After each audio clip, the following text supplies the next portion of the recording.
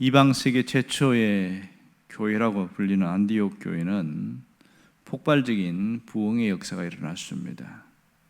이 안디옥 교회의 가장 영향력이 있는 인물은 바로 바나바였습니다. 바나바가 함께 했을 때에 교회가 안정을 찾았고 점점점 교회가 새롭게 세워져 갔습니다. 그런데 갑자기 바나바가 없어졌습니다. 바나바가 물론 몇몇 교회 지도자들에게 얘기하고 갔겠지만 친히 바나바가 저 멀리 150km가 되는 길리기아 다소까지 갑니다. 왜 바나바가 멀리 갔을까? 오늘 25절에 보면 사울을 만나러 간다 이렇게 이야기하고 있습니다. 지금 교회가 안정이 되었고 또 교회들이 잘 세워졌고 갔는데 굳이 왜 사울을 찾으러 갔을까? 이런 의문점을 갖게 되어지죠.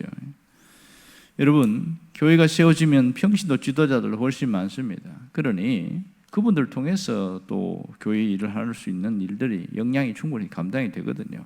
원래 안디옥 교회가 세워질 때에도 사도들이 세운 것이 아니라 몇몇 사람, 구레네와 북아프리카에 또 있는 그 구레네와 또 구브로 섬에 있는 그런 온 사람들이 세웠단 말입니다.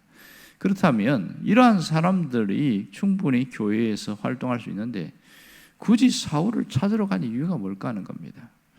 우리가 알듯이 이 사울에 대해서는 좋지 않은 인상이 굉장히 많습니다. 이미 예루살렘 교회에서도 사울에 대해서는 상당히 악평이 나 있습니다. 왜냐하면 대핍박 때에 많은 사람들을 잡아들였고 많은 사람들이 고문을 당하고 죽는 일이 생겼기 때문에 그렇습니다. 그러므로 이 사울은 신뢰할 만한 그런 사람이 아닌데 굳이 사울을 찾으러 간 이유에 대해서 사람들은 이해하지 못할 겁니다. 왜 찾으러 갔을까요?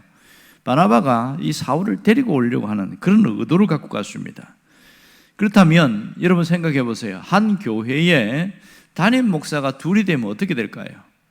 사람은 어느 한쪽으로 쏠리게 되어 있습니다. 그러면 어쩔 수 없이 갈등이 찾아오는 그런 일들이 생깁니다. 리더십이 갈라지게 되어지고 그렇다면 큰 혼란을 겪게 되어집니다. 실제로 교수님 두 분이 교회를 세웠어요. 공동 목회를 시작했단 말입니다. 하지만 선한 목적으로 시작해서 두 분 사이는 문제가 없었어요. 늘 관계도 좋았으니까. 그런데 교인들이 어느 목사님, 교수님은 좋고 어느 분은 모르고 서로 자기 취향대로 선호도가 갈라지기 시작했습니다. 그것이 나중에는 문제의 씨앗, 갈등의 씨앗이 되어버렸어요. 이 성도들이 한쪽으로 쏠리는 것 때문에 결국은 두 분이 함께 하지 못하고 갈라서는 일이 굉장히 많습니다. 수십 년 전에부터 한국교회에서 공동목회에 대한 바람이 불기 시작했거든요. 그래서 같이 함께 하는 것이 얼마나 좋냐. 왜냐하면 각각 받은 달란트가 다르고 역할이 다르기 때문에 그렇게 해서 설교도 돌아가면서 하고 목회도 이렇게 하고 그렇게 해가지고 성공한 교회가 단 한 번도 없습니다. 공동목회에서 성공한 케이스는 부모와 자식 간이었습니다. 아버지가 목사님이고 아들도 목사님인데 아버지가 아들을 데리고 와서 함께 하면서 넘겨주고 그렇게 할 때는 문제가 없었습니다. 하지만 전혀 핏줄이 다르고 서로 성장 배경이 다른 사람들이 담임 목사가 둘이 되었을 때는 그 교회가 안정이 되어지고 더 잘 됐다는 얘기가 거의 없다는 것이 보고의 사실입니다. 그렇다면 이 바나바가 공동 목회를 하겠다는 것은 굉장한 위험 부담을 갖고 그렇게 해야 될 일입니다. 혼자 해도 되는데 왜 그랬을까? 이것이 상당한 의문점이지요. 그것은 뒤끝을 보면 바나바 혼자서 감당하기에 너무 역부족이라고 스스로 판단한 거예요. 내가 이렇게 너무 많은 사람, 그 당시 2000년 전에도 한 몇만 명이 모였다고 생각해 보세요. 어떻게 다 감당하겠냐 이런 생각을 했던 것 같아요. 그래서 자기가 갖고 있는 기득권이나 그것을 내려놓고 오히려 함께 하겠다 이런 큰 마음을 갖고 그렇게 가게 되었습니다. 그는 동역자의 절실함을 알고 그리고 이 바울이 그런 외적으로 보였던 부정적인 이미지와 다르게 바나바는 그 속에 있는 진실과 하나님에 대한 열정을 보았어요. 그렇다면 저분이라면 함께하면 더 교회가 든든히 세워지지 않겠는가, 그런 확신을 갖고 갔습니다. 물론 기도하고 갔겠지요. 그렇게 해서 가는데 150km가 넘는 그 먼 다소까지 직접 갑니다. 생각해 보세요. 이 안디옥 교회에서도 예배를 드렸을 거 아니에요. 우리 식으로 이야기하면 일주일에 한 번은 최소한 예배는 드렸을 거고 그 이상이 있을 텐데, 담임 목사님이 그것을 내려놓고 직접 사울을 찾으러 갔다. 그러면 몇 주가 걸릴지 모르거든요. 어떻게 하겠어요? 충분히 장로님들을 보낼 수도 있고 그렇게 할 되는데 바나바는 그렇게 하지 않았다는 게 굉장히 특징입니다. 결국 사울을 데리러 간 그 목적은 자기 자신을 위해서가 아니라 교회를 생각했기 때문이었습니다. 교회를 생각하고 교인들을 생각하고 복음을 먼저 생각한 것. 그래서 이것이 교회 중심이었고 또 하나님 중심의 신앙이었던 것을 잘 보여주고 있습니다. 오늘 이 바나바의 모습을 통해서 우리가 깨달을 수 있는 영적인 진리가 있습니다. 그것은 교회의 주인은 누구냐? 하나님이시라는 거예요. 우리 인생의 주인은 누구냐? 하나님이시라는 겁니다. 그것을 확실히 하는 사람은 사는 방법이 달라요. 사는 방법이. 세상에서 자기가 주인이 된 사람은 자꾸만 움켜쥐려고 해요. 내가 더 가지려고 하고 내가 가진 것은 절대로 놓지 않으려고 합니다. 이것이 자기 중심, 세상 중심으로 살아가는 사람들의 모습입니다. 하지만 하나님 중심으로 살아가고 인생의 주인이 하나님인 것을 인정하는 사람은요, 그렇게 살지 않아요. 이 일을 나 혼자 하는 것보다 다른 사람과 함께 할 때 더 좋은 일이 생긴다. 그러면 기꺼이 내려놓습니다. 이것이 그 사상, 그 신앙 중심이 어떠하냐에 따라서 완전히 달라지게 되어집니다. 바나바는 언제나 인생의 주인이 하나님인 것을 믿었고, 그리고 하나님 중심으로 교회를 세워야 된다기 때문에 사사로운 감정이나 그런 것에 치우치지 않고 자기가 갖고 있는 기득권을 고수하지도 않고 내려놓겠다는 그런 의지를 가지고 갔던 것을 알 수가 있습니다.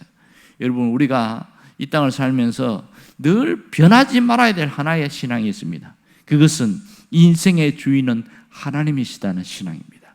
이것이 무너지는 사람은요, 변질되어 버려요. 모든 어떤 신앙의 중심에서 변질의 시작은 중심이 이동될 때입니다. 세상 중심이 되고 돈 중심이 되고 사람이 중심이 되면 반드시 이동해 버립니다. 여기에는 수많은 유혹도 있고 시험도 많습니다. 마귀가 시험하는 것은 바로 이러한 것들이었어요. 예수님께 와서 3가지를 시험했습니다. 돌을 떡을 만들어 먹으라고 그러고, 높은 산 성전 꼭대기를 데리고 가가지고 여기서 뛰어내려 봐라, 하나님이 너를 그렇게 바쳐준다고 하지 않았냐. 그렇게 해서 하나님을 시험하고, 또 천하만국의 영광 보여주면서 나에게 절하면 다 줄게, 이렇게 이야기합니다. 결국은 정리하면 물질에 대한 유혹과 명예에 대한 유혹과 세상 권세에 대한 유혹으로 그렇게 들이밀었을 때에 예수님은 다 이겼잖아요. 뭘로 이겼어요? 말씀으로 이겼습니다. 그 중심에는 뭐가 있습니까? 하나님 중심의 신앙이었어요. 우리 식으로 얘기하면 그렇단 말입니다. 이 하나님 중심의 신앙이 세워진 사람은요, 절대로 변질되지 않아요. 문제는 그 중심이 자꾸만 이동되기 때문에 그렇습니다. 왜 그럴까요? 왜 그럴까요? 늘 인생의 주인이 하나님이신 것을 고백했던 사람이 왜 그 신앙의 중심이 이동해 버릴까요? 사람으로 바뀌고 환경으로 바뀌고 또 물질로 바뀌고 세상으로 바뀌는 이유가 뭘까요? 그 속에 욕심이 파고들었기 때문에 그렇습니다. 욕심은 작지만 굉장히 무섭습니다. 욕심이 처음에 딱 씨앗이 뿌려져 가지고 자라기 시작하면 그것을 초반에 꺾어버리지 않으면 이것은 우리 인생을 파멸하게 만듭니다. 그래서 야고보는 그걸 너무너무 잘 알았기 때문에 뭐라고 이야기합니까? 욕심이 잉태하여 죄를 짓게 만들고, 그 죄가 계속 자라갖고 열매를 맺는데 그 열매는 사망의 열매다. 죄가 장성하여 사망이 이르느니라. 결국은 사람들이 파멸의 길에 가는 것은 욕심 때문에 그렇습니다. 사람과 사람 사이의 관계에서도 배신을 하는 이유가 어디에 있습니까? 욕심 때문이지요. 나 혼자 차지하려고 하는 욕심 때문에 저 사람이 죽든지 말든지 망하든지 살든지 아무 신경 안 쓰는 거예요. 그것이 세상에서 다 망하게 만드는 겁니다. 무슨 중심입니까? 자기 중심이지요. 그러나 진정한 신앙인은 자기 중심이 아니에요. 인생의 주인이 하나님이기 때문에 하나님 중심으로 살아갑니다. 이걸 모르는 사람이 사실 누가 있겠어요? 다 알고 있지만 왜 그렇습니까? 신앙이 어디서부터 무너지기 시작한 거예요? 가장 본질적인 이 모든 것의 중심이 하나님인가라는 것, 내 안에서 하나님을 잃어버리게 되어지면 반드시 다른 게 찾아오게 돼 있어요. 그래서 무너지는 것이거든요. 오늘 우리가 깊이 생각해야 된다. 이 바나바는 정말 소중한 그 목회 사역에서 자기의 기득권을 내려놓고 자기 주장을 하지 않고 그렇게 교회의 유익이 무엇일까, 그리고 어떻게 하면 이 교회를 든든히 세울까 생각하다가 사울을 데려오게 한 거죠. 모든 사람들이 부정적으로 보고 저 인간들은 안 돼 이렇게 했던 그 사울을 데리고 왔는데 폭발적인 변화가 있었습니다. 교회가 완전히 단단하게 굳어지고 그 일꾼들이 완전히 세워지는데, 지금 2000년이 지난 지금까지도 교회의 모델 이야기하면 이방 교회의 모델은 안디옥 교회밖에 없거든요. 물론 다른 교회도 그 이후에 생기긴 했습니다만 가장 강력한 교회는 안디옥 교회였어요. 그래서 한때는 교회 이름을 안디옥 교회라고 짓는 분들이 상당히 많이 있었습니다. 그만큼 이 안디옥 교회는 영향력이 큰 교회였다는 걸 알 수 있습니다. 오늘 우리가 하나님 중심으로 살아가기로 결단했다면 어떻게 살아야 될까요? 내 시선이 어디를 향해야 될까요? 사람 중심이 아니라 오직 하나님을 바라보는 그 신앙이 있기를 원합니다. 사람보다 하나님께 집중하는 것이 얼마나 중요한지 몰라요. 하나님께 집중하는 사람은 늘 영적인 것, 신앙적인 것을 소중하게 여깁니다. 그런데 세상 것에 집중하는 사람은요, 하나님은 두 번째가 되어버리는 거예요. 우선순위에서 밀려나 버리는 거예요. 그런 주님은 언제나 이렇게 이야기합니다. 산상수훈에 보면 마태복음 6장에 이런 얘기 하잖아요. 먼저 그의 나라와 그의 의를 구하라. 우리식으로 하면 무슨 뜻입니까? 언제나 하나님 중심으로 살아라 그랬어요. 그의 나라와 그의 의가 뭡니까? 하나님의 나라잖아요. 그럴 때 하나님이 뭘로 갚아주시냐면, 그리하면 이 모든 것을 너희에게 더하시리라. 이 모든 것은 그 앞에 보면 먹는 것, 입는 것, 사는 모든 것에 대해서 하나님이 책임지시겠다 이럽니다. 이게 하나님 우리에게 주시는 보상입니다. 내가 하나님 중심으로 내 인생의 주인, 내 모든 것의 주인이 하나님인 것이라고 고백해가고 나올 때에 하나님이 책임지는 그 보장의 축복이 있습니다. 여러분에게 그 은혜의 역사 있기를 주의 이름으로 축원합니다. 기도하겠습니다.